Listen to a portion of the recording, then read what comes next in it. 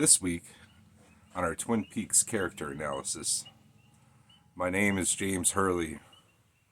I had a motorcycle accident, but I'm still cool. So, we're going to talk about James Hurley this week, who is probably not one of my, what I consider one of the better characters of the show, at least as far as writing goes. I know he is a fan favorite for some folks. So, James is what we would call a Stoic character. And a Stoic character, well, that's the thing, is they're Stoic. They don't show their emotions. Although he does have his little emotional outbursts. That's, I think, the emotions. That's the show. You know, you can't see inside the character's head, right? So we have these moments where he's very stoic to show his character of being a stoic character. And then we have these little emotional outbursts so that we can actually get inside his head and see what's going on with him. So, what do we know about James? Well, he's a loner. He's quiet. He rides a motorcycle. He's part of a motorcycle gang, although we never see him interact with the rest of the gang except for during the pilot episode. The motorcycle is the equivalent to the modern day of a horse would be in the olden days, right? So he wears leather, which you can consider to be armor. He rides a motorcycle, consider it to be his horse. He's very stoic. He's very respectful. He certainly he gets himself into trouble, but he gets himself into trouble by doing the right thing. I think if we were to archetype his character, we could say he's a knight, right? The modern day version of a knight who's clad in leather instead of shining armor, but he's always out to save the girl, whoever that girl might be, whether that's Laura Palmer or Donna or that other woman with the married to the rich guy. So we might as well talk about that while we're at it. So in The Return, we hear the line, "That's James. He was in a motorcycle accident, but he's still cool." And I think that is a good line. And we don't really necessarily see any evidence of him being injured from a motorcycle accident in The Return. He seems like James, like he's always been. And so that makes me think that it's not so much an actual motorcycle accident, but a metaphorical motorcycle accident, right? And the accident was him getting on his bike and leaving Twin Peaks. That was his motorcycle accident. It should never have happened. I mean, undoubtedly one of the worst parts of season 2 is the James Hurley side quest, right? He's funny because he's a knight and he goes off the main mission to do side quests. You know, that's good for a video game, but in TV land or movie land, you don't want to have side quests. You don't want to waste your time on anything unimportant. In storytelling in general, I mean, you wouldn't really want to do that in a book either. I can't think of a good reason to do it unless you're just trying to pad, which is what I believe that they were doing. They were trying to pad the episodes with this James side story thing. So James is very archetypal. Unfortunately, as we go through the series, we don't really see James grow as a person.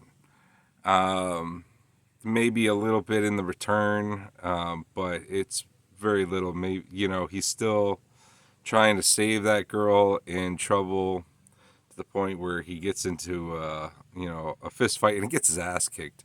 Um, that's really the only time we see James fight is in the return. James is a lover, not a fighter, for certain. Um, and but he thinks he can be that guy. But the thing is really, you know, nobody can be that guy. Women in trouble are always going to be women in trouble. You can take the girl out of the city, but you can't take the city out of the girl. Um, y Women, you can't save women as a man. Women have to save themselves. Um, Both I say in real life and as character story wise, because of course we want our stories to reflect real life and the way real people act, and so that we can believe these characters and root for their success or demise. Um, Part of the advantages of being a stoic character is it allows people to project into them. That is one of the upsides of having a stoic character in your story. By not giving your character any real defining personality, it allows the viewer to project themselves into that character, which is why in a lot of like action movies, you know, they might have a little bit of a tragic backstory or something for your character, but for the most part, they're blank. Um, Good example would be the Bourne Identity, right? He's a completely blank slate that the viewer can project themselves into, because by not having character traits, um, though you don't have anything um, that conflicts with what you as a person, how you identify yourself. Um, so, in other words, say if James Hurley wrote bad poetry in well, I guess we got you and I. Um, Maybe he does, but if by having a negative trait, let's say something, if he kicks a dog or whatever, you say, well, I would never kick a dog, and therefore we can't identify with that character. By being a hero, um, and only performing heroic deeds, you can say inside your mind, of course, I would do the same thing in that situation, where most of us would probably run and hide, especially from some of those women he runs into. Yeah. But yeah. So that's James Hurley. You know, um, One last thing. I'll do one last thing, and I want to talk about his relationship with Big Ed and Nadine. So James is always referred to as Ed and Nadine's nephew, right? They never call him a son or anything like that. Um, Nadine in her psychosis refers to him as Ed's friend, even. Um, but we have the Doc Hayward, who talking to Ed in the double R, refers to Ed as being a parent. It's not easy being a parent. It never gets easier, or something along those lines. Um, so that makes me wonder. We don't have a clear lineage on James and how he came to Twin Peaks. Now we can imagine that maybe his mother and father died, and Big Ed was like his godfather, and him and Nadine raised him, possibly.